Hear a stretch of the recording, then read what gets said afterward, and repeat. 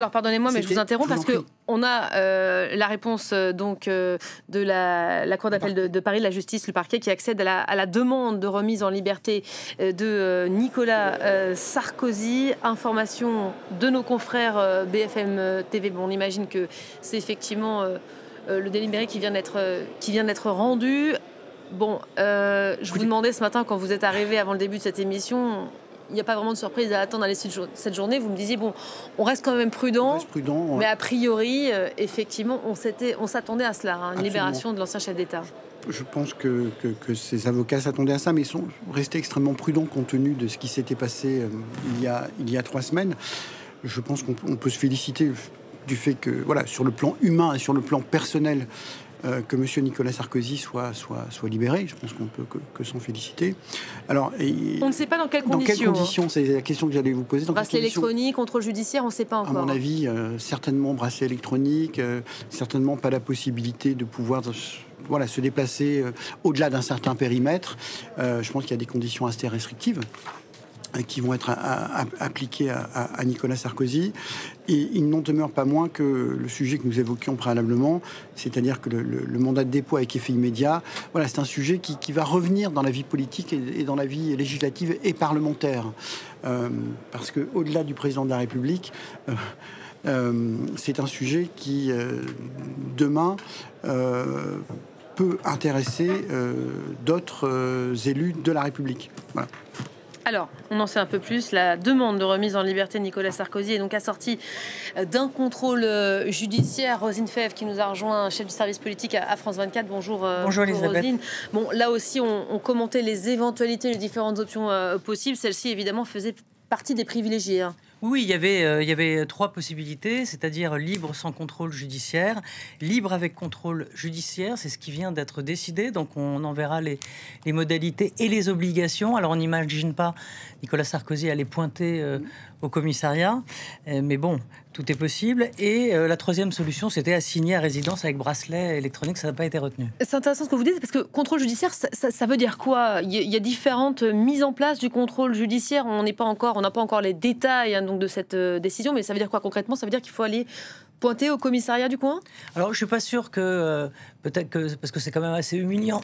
Demander à un ancien président de la République, vous me direz, il est allé en prison, ce qui est humiliant aussi. Mais bon, ça, c'est les décisions de justice. Mais contrôle judiciaire de pointer, d'aller demander à un ancien président d'aller pointer au commissariat, ça me paraît probable. Mais il y aura sans doute, je ne sais pas, pour l'instant, les modalités ne sont pas explicites, mais on les aura dans un instant. Il peut y avoir également un dépôt de caution. Ça arrive assez souvent. Voilà, qui font partie de la libération de Nicolas Sarkozy. Voilà. Verser une somme, donc. Oui, une somme d'argent, absolument. Ouais. Alors, des questions lui ont été posées ce matin pendant l'audience publique, une cinquantaine de minutes. On racontait, Rosine, avant que vous n'arriviez, cette séquence par visioconférence. On lui a notamment demandé s'il avait des besoins en cas de libération de se rendre à l'étranger. Il a dit oui, je suis conférencier, je peux avoir à m'absenter et à sortir de la France. Ça, on parlait de la défiance vis-à-vis des politiques. Ça risque pas d'aider, non ? Non, ça ne va pas aider. Mais alors pour l'instant, peut-être que son passeport lui sera parmi les conditions. Il y aura une prise de son passeport. Ça, c'est possible aussi. C'est normal qu'il tente, qu'il dise voilà, je suis conférencier, je dois gagner ma vie. Mais bon, ça me paraît compliqué de voir un président qui sort aussi là de prison aller faire des conférences à l'étranger. C'est pas, j'y vois une contradiction tout de même. De la même manière que certains vont commencer à contredire assez vite, vont se saisir de l'occasion pour dire on l'a incarcéré que 3 semaines et on l'a aussi vite relâché. Donc quel intérêt effectivement ça a été d'aller en prison pour le président de la République. Ça, c'est une question aussi qui va se poser. Le débat n'est pas totalement clos. À quoi aura servi cet emprisonnement?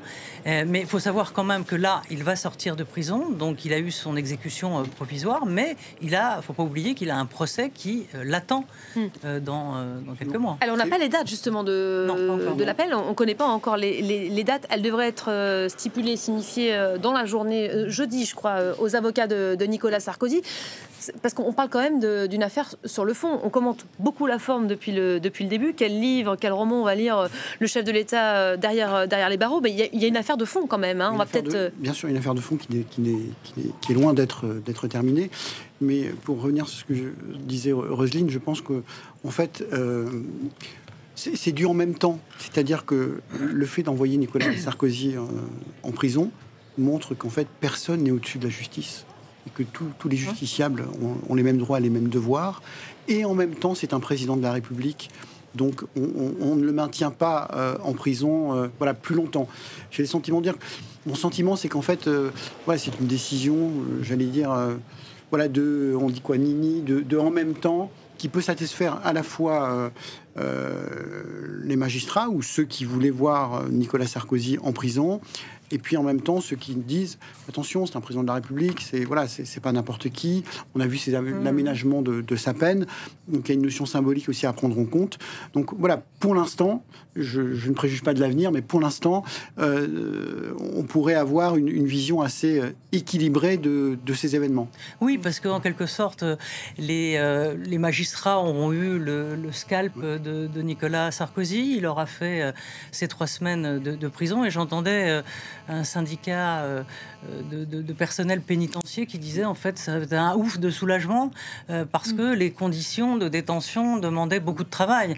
Alors c'est vrai qu'il y a eu cette polémique, c'est la première polémique qu'il y a eu lorsqu'il est arrivé. Bon, il y a eu cette deuxième nuit où l'ancien président de la République a été hué et insulté, ce qui a donné lieu à 3 gardes à vue de co-détenus, mais tout de même il a 2 policiers armés 24 heures sur 24 devant sa cellule. Donc dans la cellule d'à côté, je crois même. Oui, et à côté, bien sûr. C'est pour ça que dans des conditions un peu particulières, difficiles même pour l'administration pénitentiaire. On est avec Marie Schuster, pardonnez-moi, en direct, qui vient de sortir de la salle d'audience et donc qui a assisté à ce délibéré. Marie, vous êtes à nos côtés. La décision donc qui vient d'être rendue, la justice qui ordonne la remise en liberté de Nicolas Sarkozy aujourd'hui. Effectivement, les magistrats de la Cour d'appel ont expliqué le fait que le maintien en détention provisoire de Nicolas Sarkozy n'était pas justifié, et cela pour 2 raisons. D'abord parce qu'ils estiment qu'il n'y a pas de risque de non-représentation de Nicolas Sarkozy dans la suite de la procédure, c'est-à-dire que Nicolas Sarkozy, depuis le début de cette procédure, s'est toujours présenté au rendez-vous. C'est ainsi qu'ils ne retiennent pas donc ce risque de non-représentation. Et puis la deuxième raison pour laquelle ils ont décidé de lever cette détention provisoire, c'est la dissimulation de preuves. Ils estiment que toutes les preuves ont été exploitées par la justice et qu'il y avait finalement peu de risques que Nicolas Sarkozy dissimule des preuves jusqu'à son procès en appel qui est fixé au mois de mars 2026. En revanche, la Cour d'appel explique cet après-midi que cette mise en liberté sera assortie d'un contrôle judiciaire appuyé, notamment parce qu'il fait l'objet d'une mise en examen pour recel de subornation de témoins, notamment Ziad Takieddine, défunt Ziad Takieddine, durant ce procès.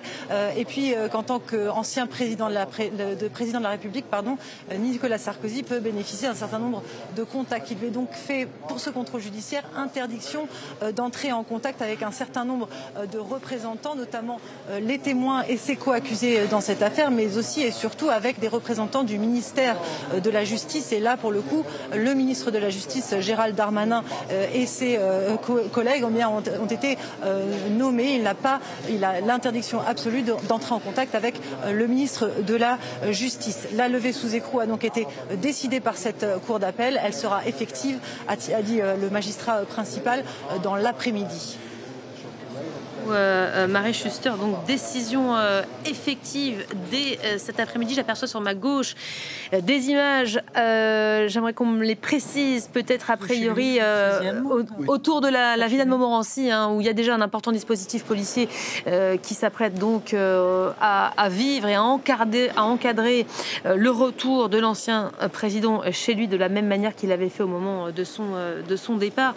Beaucoup de choses qui viennent d'être dites finalement. finalement, on est sur la prison de la Santé, là sur ma gauche, pas de risque de non-représentation de Nicolas Sarkozy, pas de risque non plus de dissimulation de preuves. Cela suffit donc à la justice pour lever cette décision de le maintenir en prison aujourd'hui. Oui, visiblement, pas de risque de fuite. Alors, visiblement, parce qu'il y a 7 critères. Hein. Et là, notamment les plus forts, c'est effectivement, 1, le risque de fuite, et 2, des pressions sur des témoins ou des personnalités comme Brice Hortefeux ou Claude Guéant, ou en tout cas ceux qui ont affaire à ce sujet-là. Donc là, visiblement, ce qui serait intéressant de savoir, c'est cette libération avec contrôle judiciaire, mais je crois qu'on n'a pas encore l'information. Quelles sont les obligations qu'aura Nicolas Sarkozy, soit d'aller pointer, soit une fois par semaine, d'aller montrer patte blanche en quelque sorte. Mais j'imagine mal un ancien président de la République prendre la fuite. Donc, il a en tout cas reçu l'interdiction d'entrer en contact avec le garde des Sceaux, Gérald Darmanin. Oui. Est-ce que c'est surprenant, ça? Alors... non, parce que déjà, il y avait eu une polémique très, très importante d'ailleurs. On rappelle, lui qui avait dit qu'il allait aller visiter l'ancien chef de l'État en prison, ce qu'il a fait et ce qui constitue une première, là aussi. Oui, alors ce qui était frappant dans cette affaire, c'est que les deux hommes sont très proches et que ça a été mal compris, mal vécu, notamment par des avocats et des magistrats qui ont porté plainte considérant que cette visite était un soutien implicite susceptible de mettre à mal la confiance que les justiciables ont dans la justice. Alors il est vrai que c'est toujours l'éternel débat. Il y en a plusieurs autour de Nicolas Sarkozy. La fameuse exécution provisoire. Est-ce que un ancien chef d'État a les mêmes droits que quelqu'un de normal, un justiciable normal? La réponse est évidemment non, puisqu'il y a eu des aménagements dans ce quartier de haute sécurité, qu'il avait 2 gardes. Donc rien dans cette affaire ne semble effectivement être considéré comme un prisonnier ordinaire. Ce qui va être intéressant, c'est d'observer les différentes réactions politiques de l'après-midi. Il n'y en a pas beaucoup. Hein. Pour l'instant, il n'y en a pas beaucoup. Moi, j'avais retenu la semaine dernière celle de Ségolène Royal et de François Ruffin. Ségolène Royal qui disait finalement il faut pas que Nicolas Sarkozy se transforme en victime. Et en même temps, il ne faut pas que l'on s'acharne sur Nicolas Sarkozy, donc une position plutôt médiane. Et à contrario, vous avez eu M. Ruffin qui a dit « Moi, je souhaite que Nicolas Sarkozy reste le plus longtemps possible en prison ». Donc ça va être intéressant de voir la manière dont les différents politiques, de droite comme de gauche, réagissent Alors on en a entendu un, c'était Xavier Bertrand, qui souhaite, lui, qu'il sorte de prison. Et le ministre du Commerce aussi ce matin. Et le ministre du Commerce, Nicolas Forissier, qui a expliqué que ce serait une décision juste. Et puis, on a entendu aussi Agnès Evren, porte-parole des Républicains. Mais globalement, ça reste dans le cercle de la droite. Mais pas grand monde ne se frotte effectivement à un commentaire.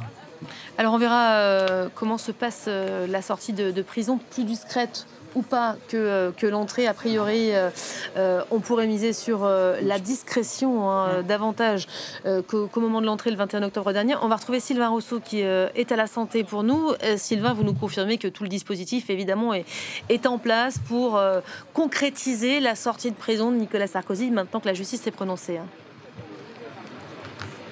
Oui, effectivement, le dispositif est en place. Il était même en place avant que la décision soit prononcée. Vous le voyez derrière moi, des camions de gendarmerie. Il y a également la police nationale qui est là.